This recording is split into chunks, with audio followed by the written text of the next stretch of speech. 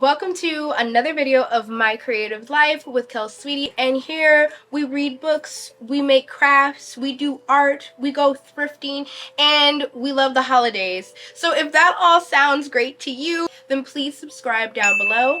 Today we are going to be Halloween decor decorating. Finally, this is a really big video and I am super excited to break down how I ended up decorating everything.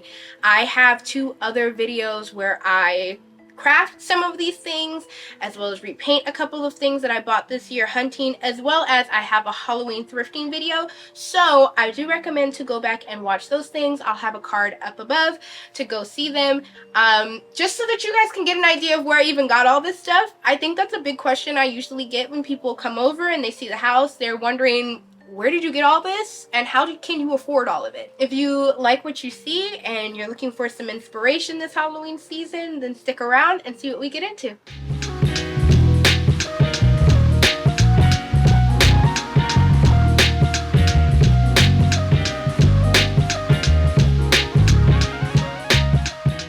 So yeah, this year I ended up doing a theme that originally started off as Halloween through the decades, and as I started decorating and everything, it kind of was that as a base of a theme, but as certain locations in my house started to kind of come together, it kind of started to be more than that. So up here on the bookshelf, it ended up being more of a Halloween through the decades trick-or-treating.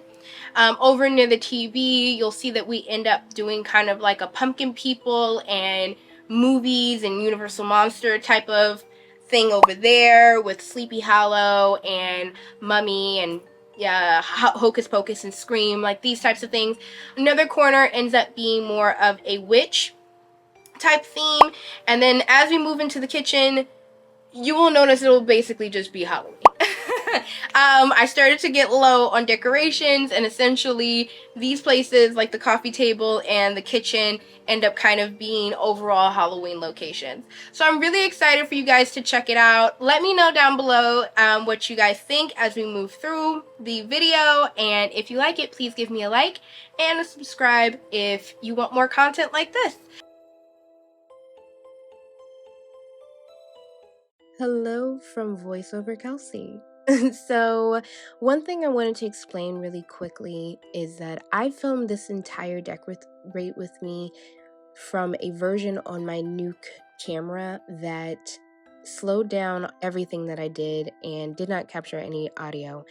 I learned what I did wrong, however, there was no audio. So lucky for you all, you get to hear my voiceover as I explain to you what I was originally explaining in the original audio for this Decorate With Me. But let's get into it. I just put up branches I got from Michael's this year. I got them half off. They have lights built into them, and I think that they really helped my base for like this fall look I was going for around the base of the bookcase. I also use these fall garland that I got from Michael's. I got them half off with the $8.99. Do not buy these full price. See right there? That was from me just putting it up there. There were like 8 that fell off, and I didn't even do much. Right now, I'm putting up the vintage Halloween sign that we crafted in the Craft With Me video that's up on my channel right now. If you want to find out how to make your own, go and check that out after you watch this video. I love how that turned out, and it's going to be the focal point of everything that comes off of it. This lantern that I just put up, I got from Ross this year, and I got it for 14 bucks. It is super heavy. I can't believe they sold it for 14. I was going to put up that mask box. It didn't fit. But it did fit it went to the mask that I just pointed at, the Frankenstein mask. I got it from this great store in Burbank called Halloween Town. It's year-round Halloween. If you're looking for anything, go take a look. It's in a great place to like walk around and everything. So yeah, that little plug right there. I tried to put up these trick-or-treating buckets that I got from the 99-cent store. They weren't really working. I ended up pushing them around in different places, but they didn't end up right there. What ended up there were these vintage candy boxes that I just showed.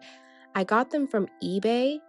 Before tax and shipping, got each one probably for more like $10. I wasn't spending more than that. But one thing I wanted to focus on this year with a maximalist vintage Halloween aesthetic is that I didn't want to use a lot of risers and platforms to put my figures on, but I wanted to use actual like things to rise everything that I had. And I came up with this idea of using the candy boxes, which I absolutely loved. I think that that was a great idea. And later on, I even used some books and VHS tapes as platforms. So just to show you to get creative, especially if you're going for maximalism this year, it's just great to use something that actually looks nice and serves a purpose. I zoomed in here because I felt like you guys weren't seeing a lot of what was happening in this corner. And right here, I placed my bus that I painted in the Halloween Craft With Me video. I think that they turned out so good and they look great in this corner. They kind of go with that vintage look. Somehow they ended up looking vintage because of how I painted them.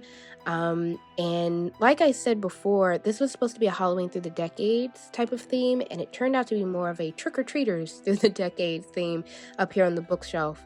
So happy accidents. This is one of my favorite little trick-or-treater heads that I got from Home Goods last year. I have a couple of those now, and I placed that up there. These salt shakers I'm showing you, I get these from Home Goods and TJ Maxx and everything. That's a Joanna Parker one. I don't use them as salt and pepper shakers. I use them as small figurines, as fillers. I think that's another big thing when you're doing Maximalist Halloween is think of the small spaces.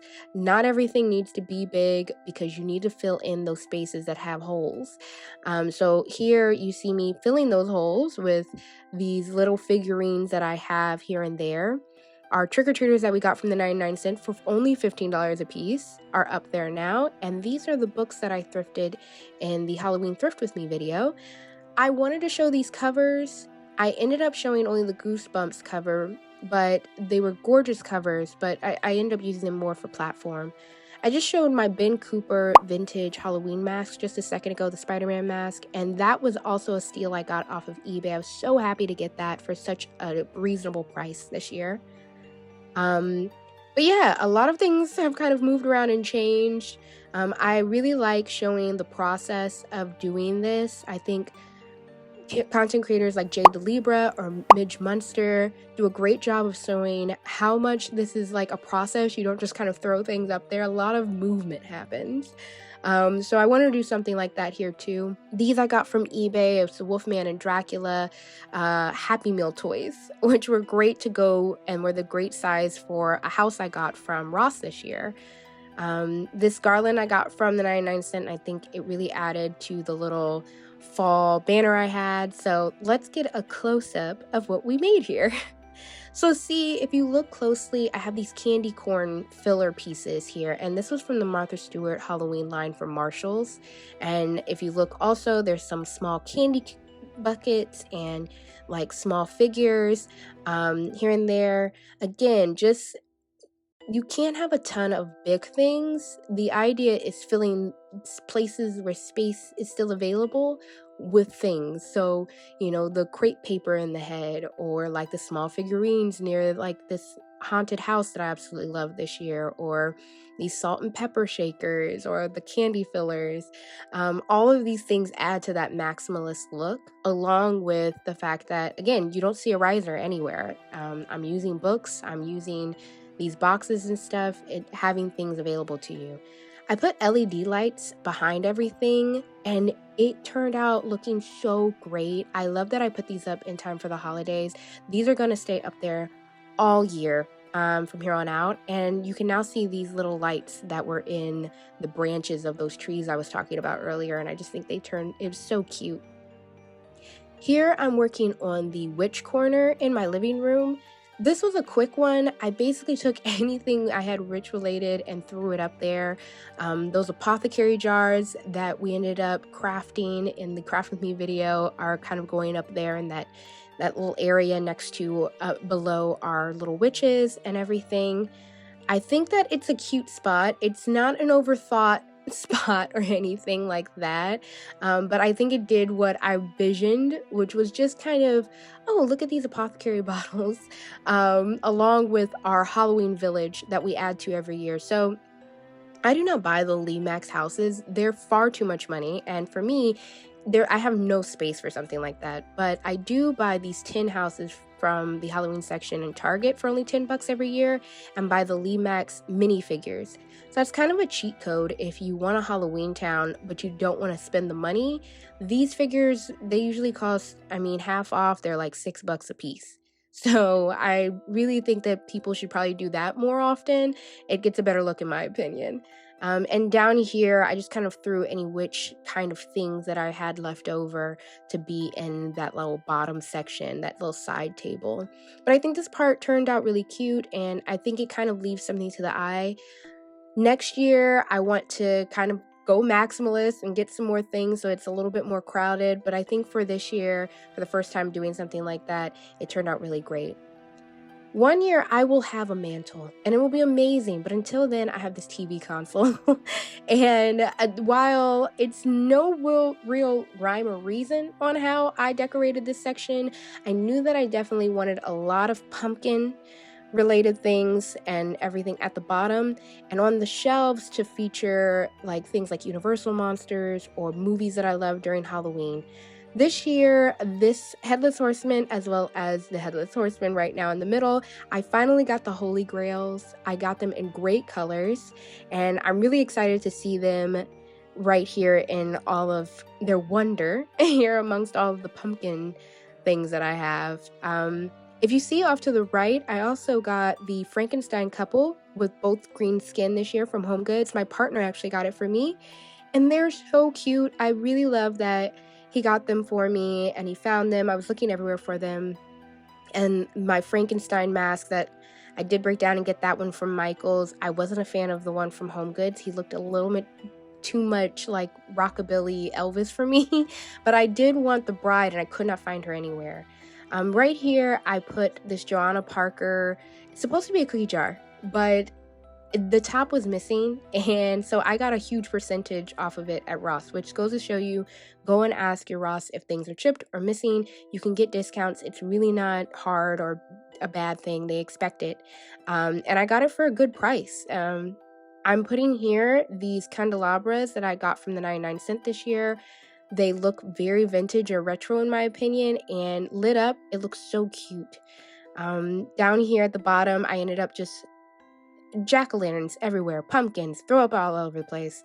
If you see, I have those candelabras lit up now, and I think that it has such a nice look, as well as these candles of candy corn that I have on either side. I think that those turned out super cute. See, I have my Hocus Pocus shelf where I have a Hocus Pocus VHS as a platform, using those salt and pepper shakers again there in the head of the Joanna Parker pumpkin bowl, now that's bowl. And I love decorating with these vintage looking pumpkin headed people on either side of my console every year. They just fit so well there. So I usually put those there almost every year. Sadly, that Edgar Allan Crow from Michael's that I absolutely love this year ended up falling and breaking, so I'm currently fixing that. So it may look different at the end of this video, and that's the reason why. There wasn't a lot of footage from the kitchen decorate because really it was just taking leftovers I had and putting them up. It's functional, it's cute, and it worked. The same thing happened here with the coffee table in our living room. I essentially put anything that was kind of left over and situated it on the table in a nice look. These light up ghosts that you kind of see throughout the house, I got those from Home Goods this year, and they are bright, really good for the price. And I did this archway. So let's see it all lit up.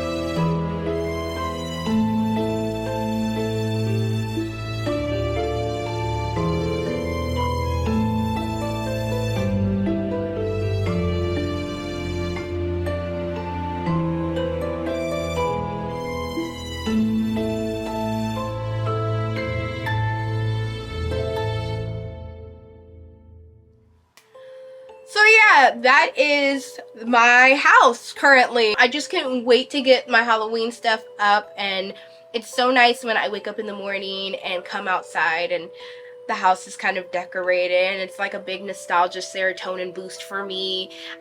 This is why the holiday stuff stays up for 2 months, and then when November comes around, Christmas goes up and that goes up for 2 months.